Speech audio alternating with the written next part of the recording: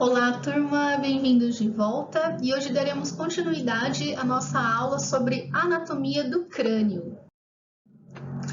O foco de hoje será a vascularização encefálica, ou seja, iremos falar sobre a irrigação de todo esse sistema, os vasos sanguíneos. Porém, para que a gente mergulhe nesse assunto, eu preciso voltar a alguns conceitos com vocês. Então vamos lá? Vamos lembrar o que é o sistema nervoso. Então lá, o sistema nervoso central, o SNC, é o seu encéfalo. E sabemos que ele tem uma importância para o organismo, já que ele consegue receber estímulos que foram aplicados tanto externamente, como por exemplo a superfície do seu corpo, quanto estímulos internos, intrínsecos do nosso corpo, e ele interpreta esses estímulos e depois desencadeia respostas mais adequadas para esses estímulos, ok? Então é como se ele fosse a nossa central de comando. Então, se você conseguir fazer uma analogia em uma fábrica, por exemplo, existe lá a central de comando, onde o dono da fábrica é ele que vai controlar todas as ações de todas as máquinas, de todos os funcionários, e os estímulos, então, são interpretados por ele e as respostas são dadas através de ações adequadas a esses estímulos, ok? Existem funções do sistema nervoso que são voluntárias, como por exemplo o ato de você caminhar, e existe alguns em que há a ação involuntária, como por exemplo a secreção da saliva. Não é algo que a gente consegue controlar, certo? O sistema nervoso central, ele é dividido entre cérebro, tronco encefálico, cerebelo e medula espinhal. Então, sabemos que o cérebro ele é dividido entre o telencéfalo e o diencéfalo, o tronco encefálico em mesencéfalo, ponte e bulbo, e o cerebelo é o próprio cerebelo. Além disso, além do sistema nervoso central, há a segunda divisão do sistema nervoso, que é o sistema nervoso periférico. Então, lembrando que o sistema nervoso central, ele é como se fosse a nossa central de comando. Então, ele é a porção que recebe os estímulos e vai desencadear respostas. Então, se a gente olhar ali na imagem, é a região ali do cérebro, ok? E da medula espinhal. Já a porção periférica, a gente consegue ver que há várias vias que vão conduzir esses estímulos do sistema nervoso central e eles levam até os órgãos ou regiões que são efetuadores dessas ordens que foram emanadas da porção central. Ou seja, o sistema nervoso periférico é ele que vai mandar esses estímulos até um determinado órgão para que ele realize alguma ação, por exemplo, tudo bem? Então, o sistema nervoso periférico, ele é composto pelos nervos periféricos, ok? Aqui uma imagem para vocês verificarem a divisão, olhem só. Então, em laranjinha, a gente consegue ver o sistema nervoso central. Então, composto pelo cérebro, cerebelo e a medula espinhal.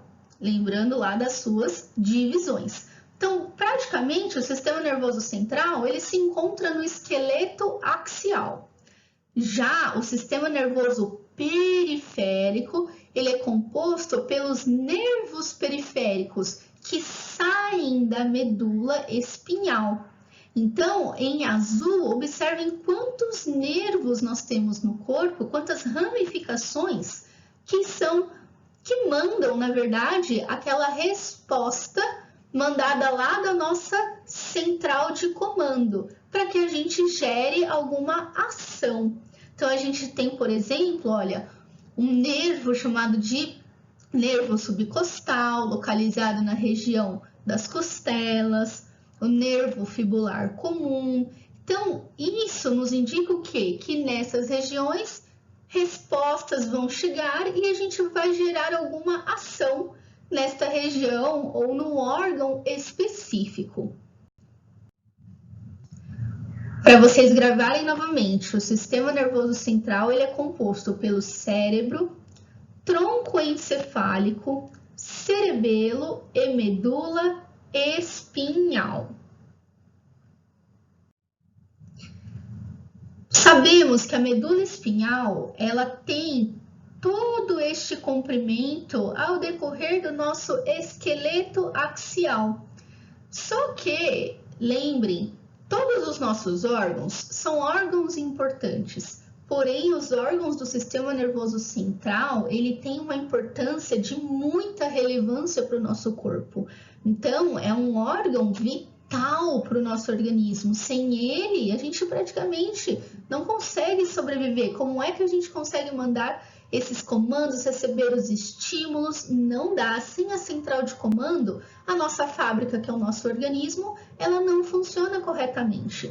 Então, existe uma proteção em volta de todo esse sistema nervoso, que é composta pelo crânio e pelas vértebras. Então, lembrando aí para vocês que nós temos 7 vértebras cervicais, 12 vértebras torácicas, 5 vértebras lombares, incluindo o sacro e o cóccix. Então, a medula espinhal, ela passa por dentro de todo o canal medular, localizado no canal intervertebral. Então, ali se passa a nossa medula espinhal e por ali os nossos ramos, as nossas ramificações nervosas também saem para o restante do corpo. Então, as vértebras, junto com o crânio, elas formam o que a gente chama de calabouço ósseo, ou seja, é uma estrutura óssea de proteção que protege aquela estrutura que o corpo entende que é muito vital. Todo o sistema nervoso central, inclusive a medula espinhal, são regiões envolvidas por membranas de tecido conjuntivo chamadas meninges. Entre o sistema nervoso e as meninges, sabemos que há um espaço. E esse espaço ele é protegido por um líquido conhecido como céfalo raquidiano ou líquor, e que tem a função de nutrir todo esse sistema nervoso central. Além disso, ele serve também para amortecer e proteger contra choques e movimentos súbitos. A função das meninges, juntamente com o líquido céfalo-raquidiano, é de proteger o sistema nervoso de lesões físicas e outros danos. Elas mantêm o nosso cérebro saudável e estável, além de realizarem a fixação do sistema nervoso.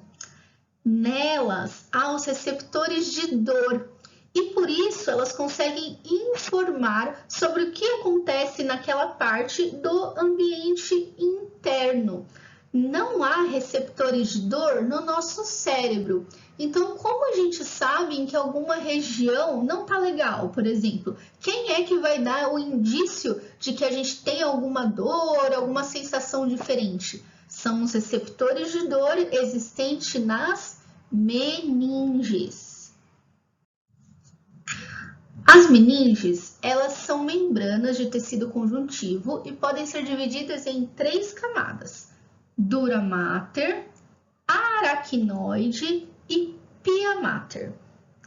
A dura mater é a mais espessa de todas e a pia mater é a mais fina. Sabemos que a pia mater ela está em íntimo contato com o encéfalo e a medula espinhal. Entre elas duas, a aracnoide. Esse nome, aracnoide, vem de o quê? Aranha mesmo, pessoal. Então, a gente sabe que ali tem várias fibras delicadas que vão ter a pia mater constituindo uma rede como se fosse essa teia de aranha. Então, ela liga a pia mater até a dura mater. Essas fibras, elas lembram teias de aranha. Por isso que o nome dela é aracnoide, tá? Então, a aracnoide, ela é separada da dura mater por um espaço capilar denominado espaço subdural e a pia mater pelo espaço subaracnoide. E é ali onde circula o líquido céfalo-raquidiano ou cérebro espinhal. E ainda, se você quiser falar outro nome dela, o líquor. As meninges são um conjunto de camadas protetoras localizadas entre o sistema nervoso central e sua proteção óssea, ambos no nível do cérebro e da medula espinhal. Então, a gente consegue ver, olha quantas camadas existem para que a gente dê essa proteção específica para o nosso sistema nervoso. Então, primeiramente, nós temos a pele, o periósteo, que é aquela camada que envolve o osso, e após o osso, nós encontramos as meninges, primeiramente a dura mater, após a aracnoide e após a pia mater. Esta daqui é uma imagem, então, que a gente fez em que há a retirada das camadas, até que a gente veja praticamente o nosso cérebro. Então, observem lá, temos a pele, que é o nosso couro cabeludo, o periósteo, a camada que recobre o osso, a dura mater. Olhem como a dura mater, se você gravar assim, ela é mais dura, ela é mais condensada. Então, realmente, dura mater é aquela camada mais espessa, tá? Após retirada da dura mater, nós enxergamos a aracnoide. Observem como a aracnoide, ela já é uma camada que tem uma coloração um pouco mais diferenciada. Então, lembra que ela é uma camada cheia de fibras, cheia de teias de aranha, e daí vem o nome aracnoide. E por último, a pia mater. Olhem como a pia mater, ela é bem fininha, ela está em íntimo contato com o nosso cérebro. Então, se a gente conseguir observar isso aqui, lembra, as meninges que vão nutrir todo esse sistema. Então, ali nós temos que ter vários vasos sanguíneos. Então, observem que ali no cérebro, a gente não está enxergando esses vasos sanguíneos. A gente está vendo vasos sanguíneos nas meninges. Outra coisa importante para vocês lembrarem, para vocês gravarem, a área intermediária, ou seja, no meio da dura mater e a pia mater, nós temos a aracnoide. A aracnoide, ela é separada por um espaço chamado de subdural e já entre a aracnoide e a pia mater, nós temos o espaço subaracnoide, embaixo da aracnoide. E é ali que a gente encontra o líquor. Mais uma imagem mostrando para vocês, aqui é mais para a gente mostrar a aracnoide. E olhem como ela é a mais delicada das 3 meninges. Ela é uma camada bem transparente, a aracnoide não é vascularizada, e entre a aracnoide e a pia mater há o líquido cérebro espinhal ou o líquor. Essa imagem ela é muito bacana para a gente conseguir verificar, olha que legal, todas as nossas camadas das meninges, então toda essa camada de proteção até o nosso encéfalo para o sistema nervoso, certo? Então, qual é a meninge que está mais intimamente em contato, que são mais flexíveis em relação às estruturas do sistema nervoso. Claramente é a nossa pia mater. É na pia mater que a gente vai encontrar vários vasos sanguíneos e que irrigam todas as estruturas do sistema nervoso.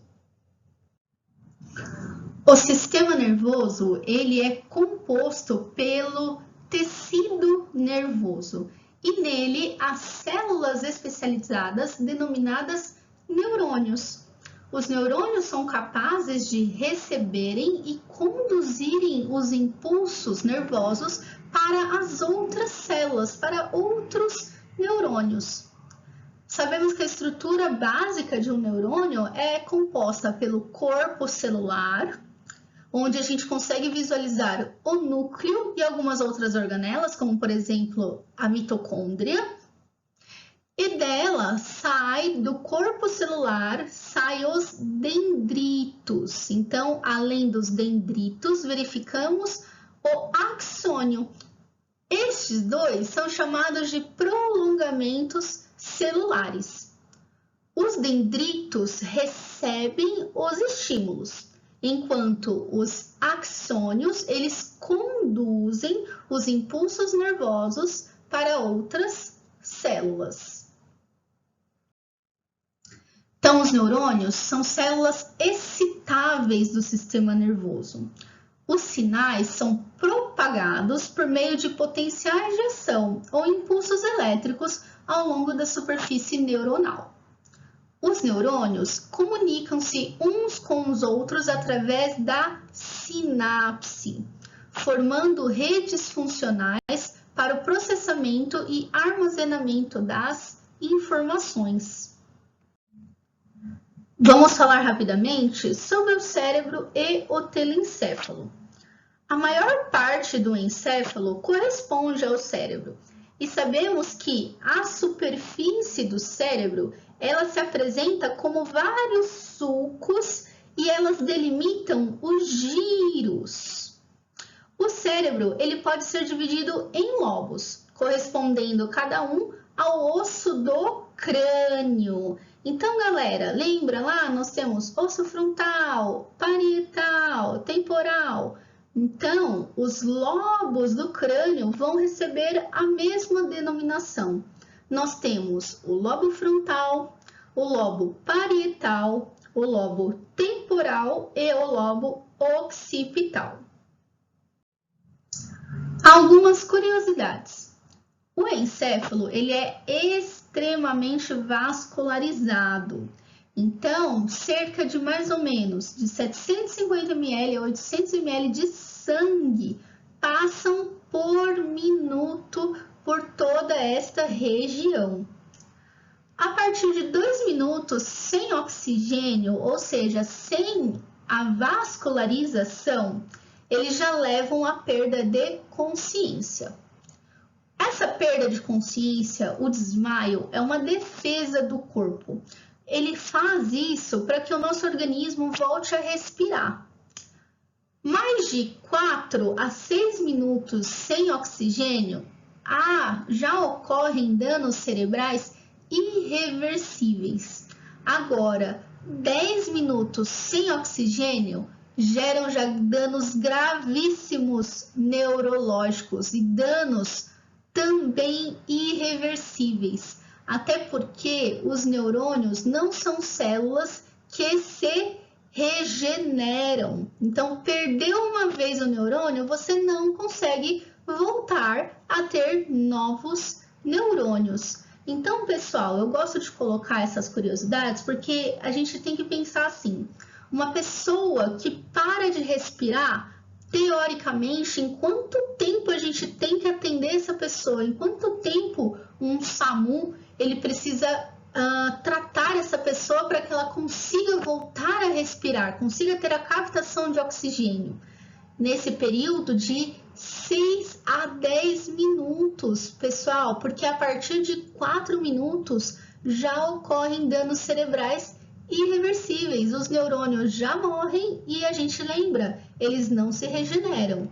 Então, o atendimento ele precisa ser muito rápido. Os primeiros socorros precisam ser realizados com muita agilidade. Olha isso que bacana! Quais são as funções do nosso cérebro? Hoje, através dos estudos já avançados da ciência, a gente sabe que cada lobo e cada região do nosso cérebro, além do cerebelo, o tronco encefálico, ali há várias funções específicas. Por exemplo, olhem lá o lobo frontal. O lobo frontal ele é responsável pelo movimento, pelos pensamentos, pelo planejamento, raciocínio, as nossas emoções comportamentais, as memórias e as nossas expressões, principalmente relacionadas à linguagem. Então, pessoal, eu não vou falar de todos aqui, mas é legal da gente entender a importância de cada lobo, porque a gente sabe se há danos neurológicos em algum lobo, em alguma região específica, a gente sabe então que tem danos nessas funções. Por exemplo, há um dano cerebral no lobo occipital. Quais são as principais funções em que haverão danos que muitas vezes serão irreversíveis? Na visão e no equilíbrio, certo? Botei aqui de novo que é para vocês lembrarem. O neurônio, ele não se regenera. O neurônio, ele, a partir do momento em que existe a não vascularização, não há a oxigenação do tecido nervoso e o neurônio, então, ele morre.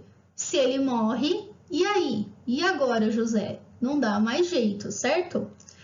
O neurônio ele tem essa função de receber os estímulos e de transmitir esses impulsos nervosos. Então, observem as setinhas em vermelho. Então, a direção do pulso. O pulso, ele primeiramente chega em relação aos dendritos, então no corpo celular, e do corpo celular eles são transmitidos para outros neurônios através do axônio.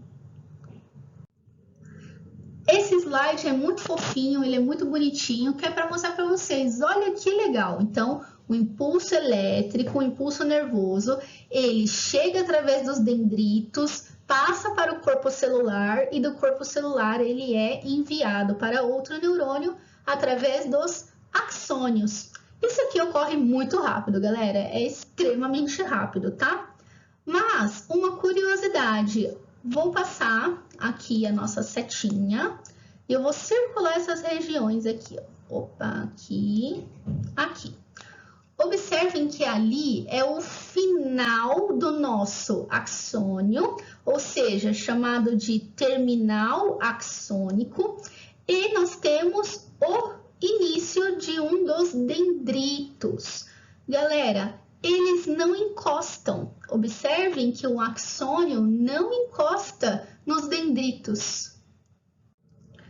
Galera, quando nós realizamos um corte no encéfalo, nós conseguimos visualizar áreas com coloração diferente. Algumas áreas são mais claras e algumas são mais escuras. Isso ocorre devido à composição das estruturas que ali existem. Na substância cinzenta, vamos encontrar os corpos celulares dos nossos neurônios, assim como os dendritos.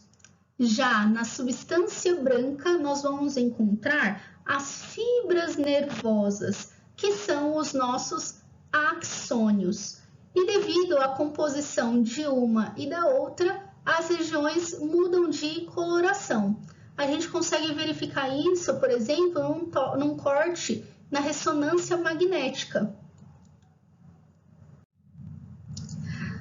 Sabemos, então, que um neurônio se conecta a vários outros neurônios para transmitir os impulsos nervosos. E isto é chamado de transmissão sináptica. Então, os impulsos nervosos são transmitidos através da sinapse. A transmissão sináptica é o processo de transformação de um sinal elétrico em um sinal químico e deste sinal químico de volta a um sinal elétrico, agora no neurônio do outro lado da sinapse. A sinapse, portanto, é este local onde a atividade de um neurônio é capaz de influenciar a atividade do outro neurônio. Resumindo, vamos dar uma olhada no próximo slide. Então, aqui a gente consegue ver um esqueminha bem legal do que é essa transmissão sináptica. Então, a gente vê um impulso elétrico, olha ele chegando, no final do axônio, então no terminal axônico. Ele é transformado de um sinal elétrico para um sinal químico e deste é transformado novamente num sinal elétrico no outro neurônio.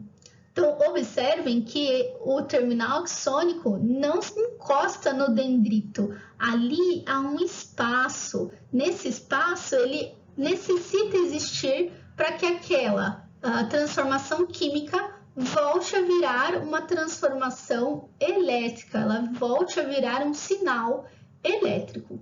E assim a propagação dos nossos impulsos nervosos acontece. Esse espaço que existe é chamado de fenda sináptica. O líquor é um líquido claro e incolor que protege o encéfalo e a medula espinhal contra lesões químicas e físicas.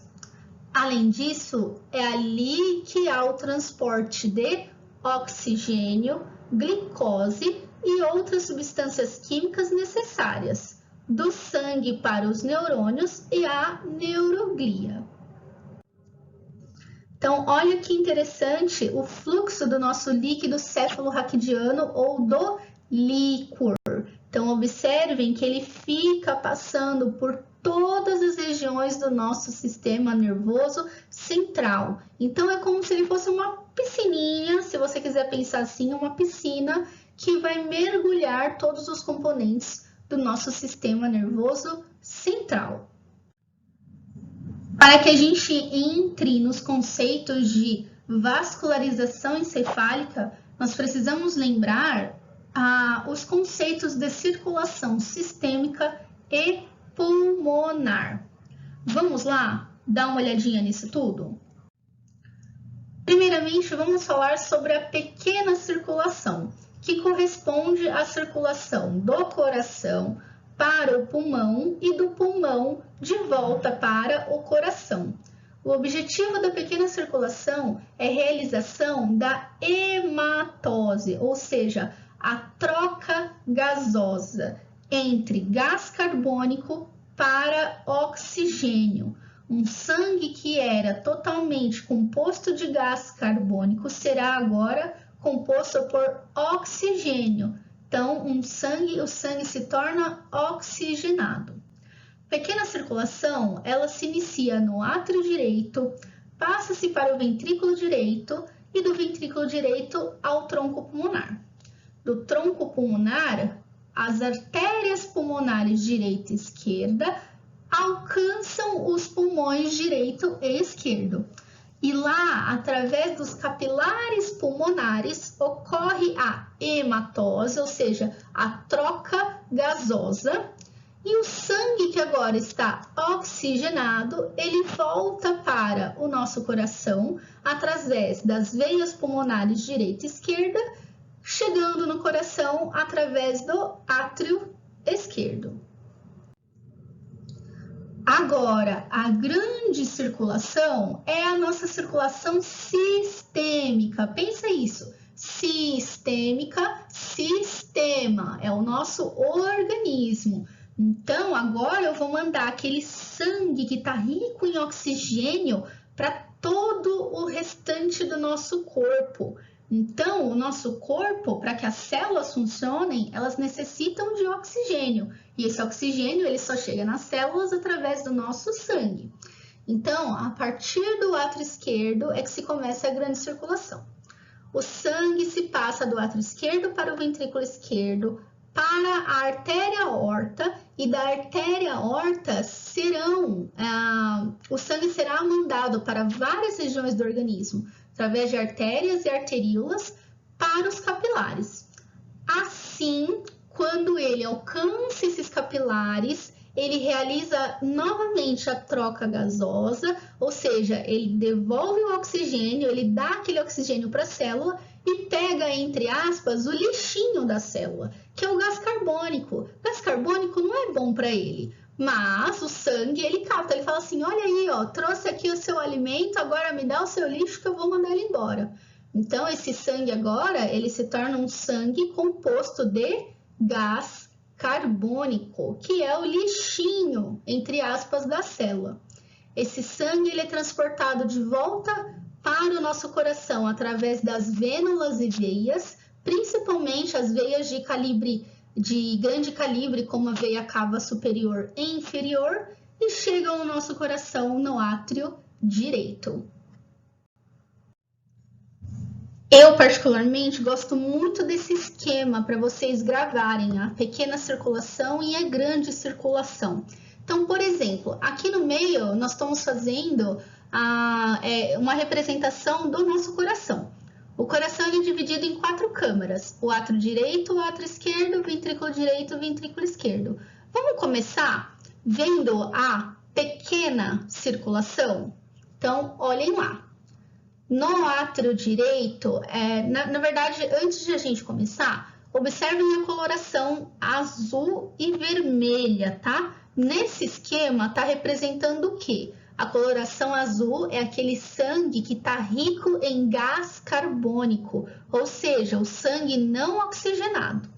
Já a coloração vermelha está mostrando para a gente agora um sangue oxigenado, um sangue rico em oxigênio. Então, vamos começar pelo átrio direito. Então, o sangue que está aqui no átrio direito é um sangue que está rico em gás carbônico, não oxigenado.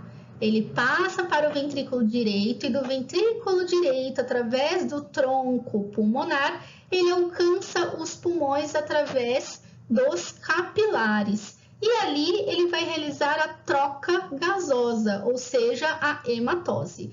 Realizou a troca gasosa, esse sangue se torna agora oxigenado. Então, ele sai dos capilares, se transformam em veias e através das veias pulmonares, ele alcança o nosso átrio esquerdo. Opa, deixa eu aqui, de roxinho. Então, chegou no átrio esquerdo, esse sangue agora ele tá rico em gás, ele tá rico em oxigênio, ele tá oxigenado.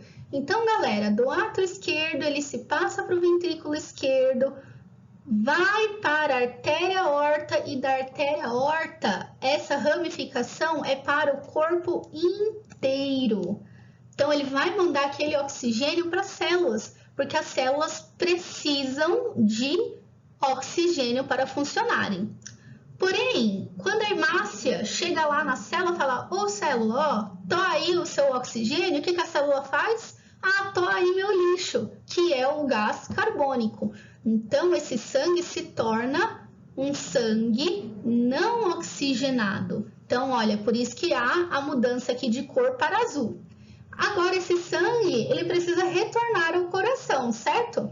Então, ele volta através das veias cavas, então veia cava superior e inferior, ou cranial e caudal, e alcança o nosso átrio direito, voltando, então, a esse ciclo, ok? Esse ciclo, ele nunca para, pessoal. A gente nunca para de respirar, o nosso coração não para de bater. Então, a não ser que você morreu, mas assim, na sua vida, isso nunca vai acontecer. Então, por quê? Porque a captação de oxigênio, ela é essencial para a vida, é essencial para que as suas células funcionem, beleza?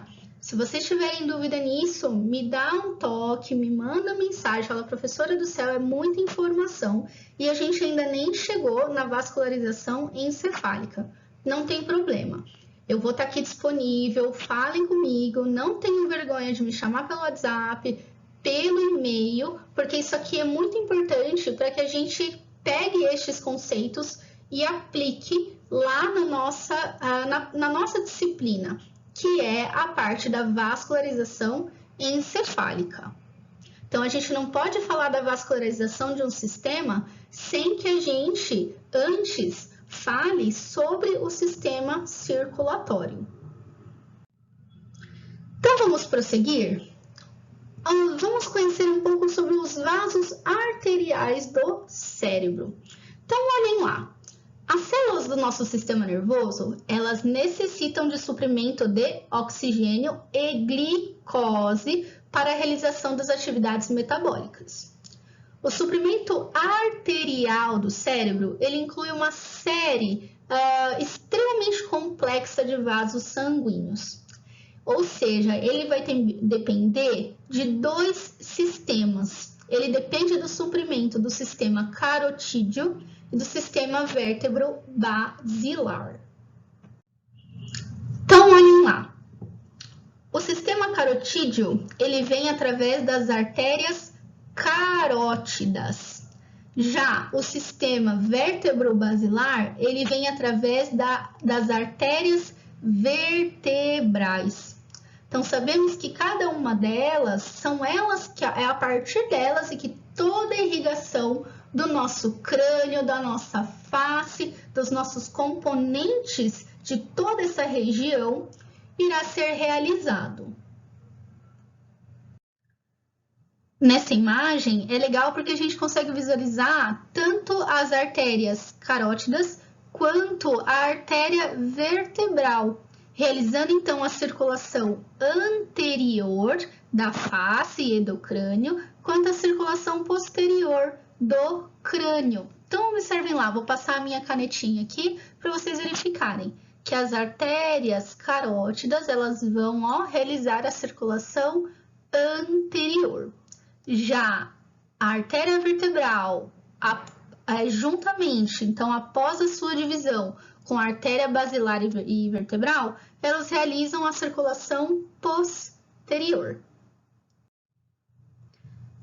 Essa imagem também é legal, então, uma visão anterior, certo? E a gente consegue perceber as artérias carótidas. Então, nós temos artérias carótidas direita e esquerda, que irão se ramificar de artéria carótida comum para artéria carótida externa e após artéria carótidas interna.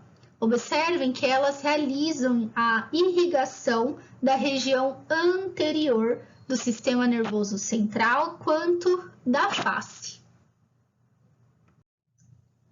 Mas da onde vêm, né, essas artérias? De onde a gente consegue localizar qual é a origem de cada uma delas?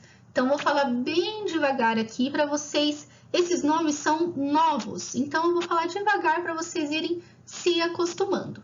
Então, se a gente observar, os cortes que nós estamos visualizando são iguaizinhos, é da mesma região. Então, a gente vê que é da região logo acima do nosso coração. Então, é logo após o nosso arco aórtico, da aorta. Lembra que é a partir da aorta que as ramificações dos vasos sanguíneos para o corpo inteiro vão acontecer. Então, do nosso arco aórtico, olha lá, de azulzinho, do arco aórtico, nós temos 3 ramificações importantes. Então, a primeira delas é o tronco braquiocefálico. A segunda é da artéria carótida esquerda comum, ou artéria carótida comum esquerda, e a artéria subclávia esquerda. Então, a partir daqui, a gente já tem uma resposta. De onde a artéria carótida comum esquerda se origina? Ela se origina do arco aórtico, ok? E agora, e a direita? Cadê a direita? Então, vamos lá. Tronco braquiocefálico, de repente ele se subdivide em 2, em artéria subclávia direita e artéria carótida comum direita. Então, da onde a artéria carótida comum direita se origina? Ela se origina do tronco braquiocefálico. cefálico. Olhem agora a imagem do lado esquerdo, tá? Então, continuando com a minha setinha azul. Então, vamos lá, vamos dar nomes. Arco aórtico, tronco braquiocefálico, artéria subclávia direita. Artéria carótida comum direita. Agora aqui no meio, opa, artéria carótida comum esquerda. Legal, já sabemos identificar as origens da artéria carótida comum, tanto direita quanto esquerda. Porém, observem que as carótidas, elas se ramificam depois.